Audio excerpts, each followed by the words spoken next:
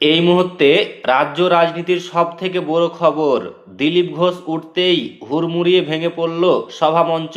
তো ফ্রেন্ডস, দিলীপ ঘোষের সভামঞ্চ কেন ভেঙে পড়ল, কিভাবে ভেঙে পড়ল, এই ভিডিওতে আপনাদের বিস্তারিতভাবে জানিয়ে দেব। অবশ্যই ভিডিওটি শেষ পর্যন্ত দেখবেন।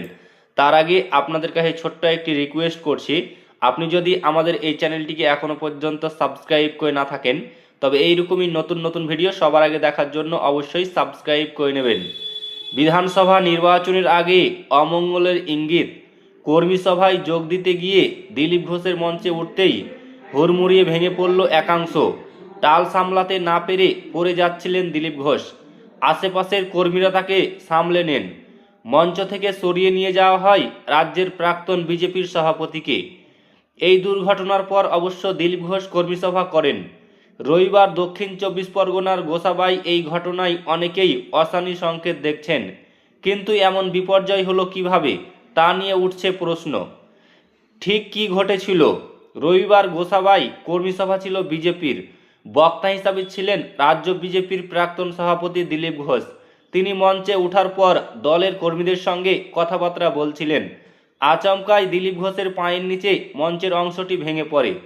তিনি ওপরে যাচ্ছিলেন, কিন্তু আশেপাশের কর্মীরা দ্রুত তাকে সামলে মঞ্চ থেকে নামিয়ে দেন। আতঙ্ক ছড়িয়ে পড়ে, তবে বড় কোনো দুর্ঘটনা ঘটেনি।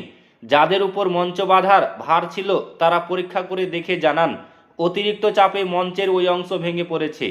এতজন মঞ্চের এই অংশে উঠে পড়ায় এই দুর্ঘটনা ঘটেছে। যদিও এই ঘটনার পর দিলীপ ঘোষ মোটেই নিজের কর্তব্য থেকে সরে আসেননি। মঞ্চের অন্য পাশে গিয়ে তিনি কর্মী সভায় বক্তব্য রেখেছেন, দলীয় কর্মীদের সঙ্গে চাঙ্গা করেছেন। কিন্তু রবিবারের এই ঘটনা দেখে অনেকেই বলেছেন, দিলীপ ঘোষ উঠতেই যেভাবে মঞ্চ ভেঙে পড়ল তা অশুভ ইঙ্গিত তো বটে। যদিও জেলার দলীয় নেতৃত্বের দাবি সামান্য দুর্ঘটনা ঘটেছে, তাতে কর্মসূচি ব্যাহত হয়নি। তবে দিলীপ ঘোষের কর্মসূচি সত্ত্বেও কেন মঞ্চ বাধায় এই ত্রুটি রয়ে গেল তা নিয়ে চলছে আলোচনা। তো ফ্রেন্ডস, আপনি কি মনে করেন দিলীপ ঘোষের মঞ্চ ভাঙা নিয়ে? অবশ্যই কমেন্ট বক্সে কমেন্ট করে জানাবেন। ভিডিওটি ভালো লাগলে লাইক করবেন, শেয়ার করবেন এবং চ্যানেলটিকে অতি অবশ্যই সাবস্ক্রাইব